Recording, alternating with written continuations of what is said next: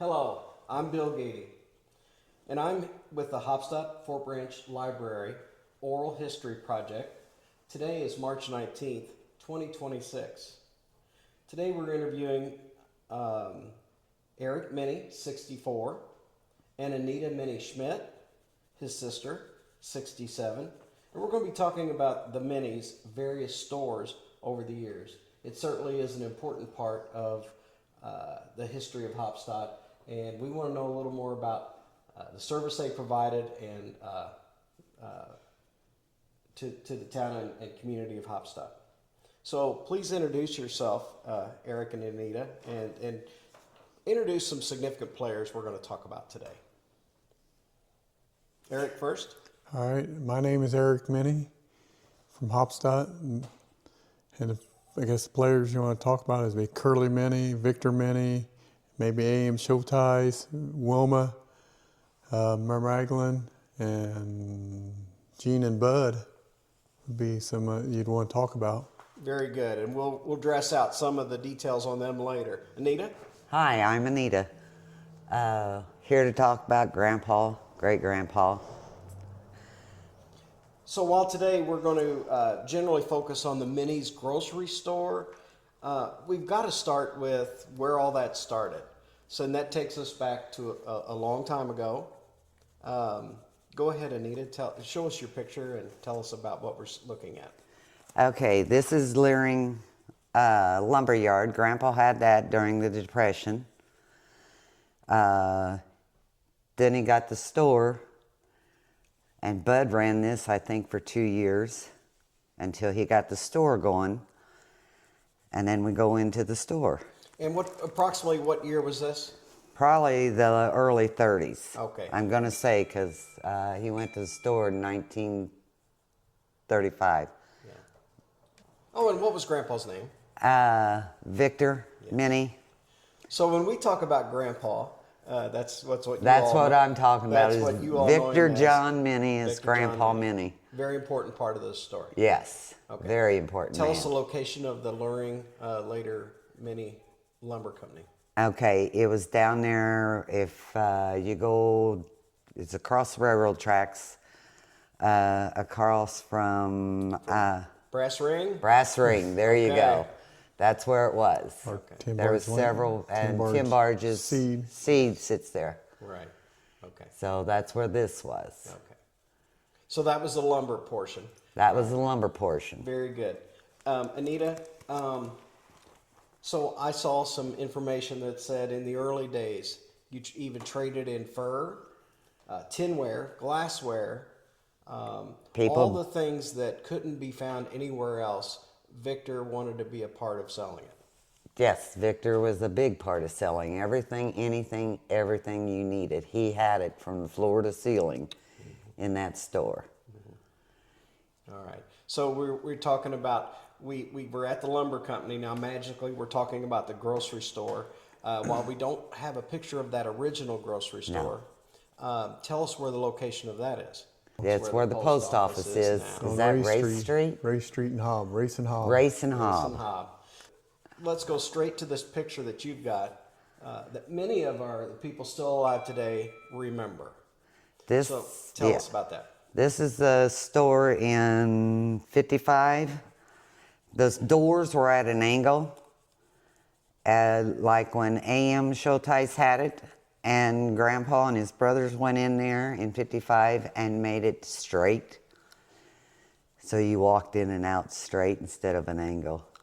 But look at the beautiful glass windows in there, you know?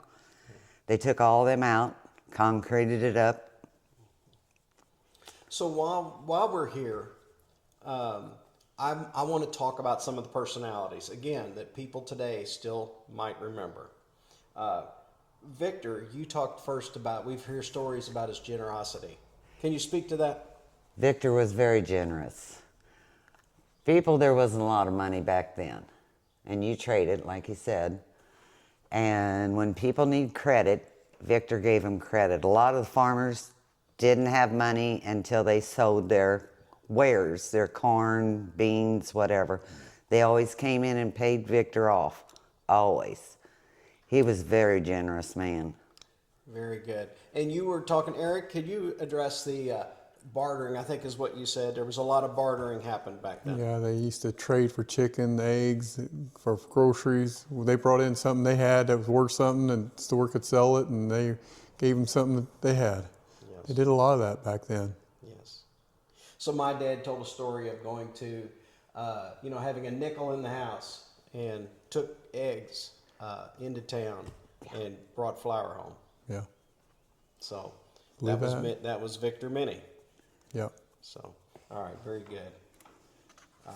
Tell us about Victor then. It's one time or another, then Victor had all of his 12 kids as part of the business, right? Isn't that when it went into Minis Incorporated? Minis Incorporated, yeah. Okay. All 12 And of them. all 12 of them he gave. All right. As in the 70s sometime. Okay. So Curly is somebody that a lot of people remember. Could you tell us about Curly and tell us who Curly is? Remind us. Gerald Meny, where he got that Curly from, I don't know, but that was about 10 or 12 years old. His buddies always called him Curly, and it's stuck, and he's always been known as Curly. And I've only known him having a burr or bald head. That's the way it was. Always. And Curly was always a face at the store. Always. Correct. He was everywhere. He could be doing meat. Hardware, Yeah. running people out of the register. I mean, he did everything in the grocery store and hardware store and on that side. I remember he did the Dynamite. Yeah. They used to sell dynamite in the 70s. Somewhere in the 70s, they quit selling dynamite. What did people buy dynamite for? Blow up stumps out of the trees, out of the yard, stumps and holes, whatever, something was hard. They're lucky they didn't blow themselves up. You couldn't imagine selling dynamite today, could you? Right. Randy Meny told me a story of when he was a little boy and doing odd jobs around Meny's store. And he would, Curly would say, "Hey, Randy, go down and get me 2 sticks of dynamite. I just sold some." So Randy would run down to the Rifford building Yeah. and go in back and go to the shelf. Everybody knew where the dynamite was, and he'd grab 2 sticks and run them back up to the store to be sold. And he said, so there you go. The controls were way different back then. Very different from everybody. So Mary Magdalen Meny, if I'm not mistaken. Yes. Tell me a little bit about Mary Magdalen. Mary handled the dry goods, materials, wrapped presents, Ran the front office. ran the front. Yeah. Wrapped presents. It's so wild to Sewed imagine. shoes, Yeah. and she done the whole front end of it. Yes. And then we had Wilma. Wilma, meat cutter. Yep. Meat cutter. She always did the meat, as far as I know. And the meat counter. Counter, yeah. She always took care of that. Yep. Okay. She knew all that. Away from the store, people knew them also as very generous people. Can you tell us some stories about that? Well, even Minnie's, until we sold in 2003, she still put groceries on a charge. I mean, sometimes when Whirlpool, I remember when Whirlpool was going on strike for a year, or even MG's, Dad would loan credit to them. When they got back their job, they paid him off. That's great. Yeah, and Mary always, what'd you say? Mary paid. Went over to school and paid any bills that any of the kids that couldn't afford lunch, she paid for all their lunches. And Mary and Wilma was always doing things for the church. Oh, yeah. Actually, all of them were. Yes. They Very done a generous. lot. So they gave back to the community. Very much. Very generous people. It's at this time I want to talk a little bit about memories of the old store. So the store, if you don't mind just putting it back up there.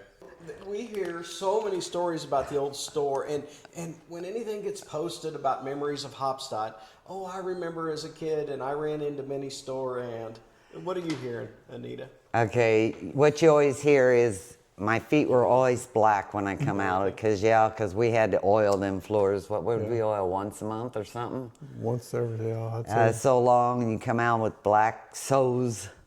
And People would send their kids in to buy groceries. Yeah. They didn't actually come in, and they charged it, and and the floors they squeaked. Then it had holes, big holes in the floor. You could look down and see what they was doing underneath.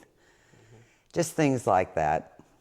Like one of the things when we were little kids, you had to do drink bottles. Oh yeah. I mean, you go play basketball for an hour, and you had to come back to the store, do the drink bottles. But you just had to come back and do the drink bottles, and off you went again. Everybody had that job. Mom always said whenever kids got out of diapers, they went to the store and worked. Dad took them. Yeah. So you were all a part of that. Oh, yeah. Yeah. Every one of us. Right. And I think what's not to be lost is people that said, I'd go into the store and I'd come out with black soles of my feet. They're not wearing shoes. No. So a lot of the kids, and I think even some of the parents in those days, they just didn't worry about putting their shoes on just to go to the grocery store. Yeah. Times were different. Very different. Yes. Such a great memory for so many people. It was so odd maybe that your cart full of groceries might kind of get away from you And roll because you down were the going hill. Down the hill. Yeah. Yeah. You had to get in the front of the cart. We was made to carry out groceries. And you had to get in front of that cart if they was parked on the side. Otherwise, you'd lose your groceries. Well, the old parking lot on the other side was gravel a lot of times, so Yeah. the buggies couldn't go in there, so you had to carry them over for people till they paved that. That's nice. Okay. Those were different times. Yeah. Very Thank you. different. Thank you. So then, just a little bit more. Gene and Bud spun off the Gas and Appliance in 1954. Now, tell us about that. That was no longer going to be where was that located? The Rifford building down on the next corner. They sold appliances, and they done the gas business, and we was first around here to have bottled gas, I'm pretty sure. That we hauled to people's houses. It started out with cylinders, taking to people's houses and trade them out for gas for their stoves and that, and the water heater. And then we started with the tanks and that. So we have, and you have a picture of the 1955 Centennial Parade for Haubstadt, and you all had a float in there, and Yes. it was by Tappan. Tappan was a very good brand of One of the first ones I think appliances. that come out. Okay, and it was a nice float. Yes. So very good. And then just to wrap it up, and not to give it any due that it deserves, they also sold lumber, as you said, Carriage and auto repair. Interesting. Yes. Now in the Carriage Inn is part of that. The Carriage Inn building was part of that. And even the Dixie Bee line, they ran That's a what it bus was line. called. Dixie Bee Line, where they went and took care of the bus that came From up here and to down. Terre Haute, wasn't it? It was from here to Terre Haute. Evansville to Terre Haute. Anytime the bus broke down, they had to go get it. Or whatever, work on them or whatever they had to do. Yeah. So Anita, we're going to shift. This is the old store. Then you had the new store. So the new store, I believe, was a new sports store expansion was in 1985. Yep. Yeah, they opened on A.M. Showtice's birthday. Oh, is it? Yes, April the Didn't know that. 15th. That is April 15th. I didn't know that. Yes. In 1985. So it had grocery. It had a meat counter. It had gas and appliance in that store, Yes. as I Yes. understand. Service department in the store. Okay, service Dry department. goods. Pharmacy. No, we didn't have pharmacy at the time. Oh, okay. We didn't get to Pharmacy pharmacy came until about later. 95 or so. Okay. It had basically everything you needed. Yeah. We're getting the flavor even from your little side argument there. Hey, when did we get to pharmacy? I remember the pharmacy. It was in, it was out, and it was. Yeah. That's the nature of a good business person, is recognizing the need and pulling in and serving that element. And that's the way A.M. and Victor ran their place. Yes. Okay. Now, the economy was shifting. Walmart came in. pressures from those shifting times. You know, convenience stores, big box stores, parts of the business started feeling financial pressures, and something was going to have to change. Okay, so and it did. It changed dramatically. Yes. And so what happened? Because I just want to talk about what's left. What happened to the business at that time? One thing changed. We started opening on Sundays at the old store, and the 5 owners, Mary and Wilma, were very against open on Sunday. Yes. As a church day, you don't open on Sunday. But to stay alive and stay in business, you wasn't wanting people to go somewhere else, so you opened on Sunday. And then in April '85, that's when we started opening up on Sundays. And it's just, if you noticed at that time, there was just many mom and pop grocery stores going down and out. Yes.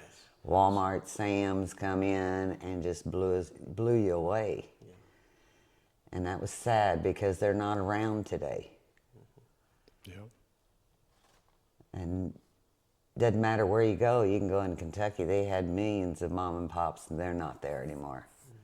Nobody's got a mom and pop stores. That's one of the unfortunate realities. Yes, it is. So the business had to change, but it didn't mean Many's was going away. So let's talk about that. What many businesses are surviving and thriving in the market? Well, you got SR Many, Heating and Air, Steve and Randy and Mark.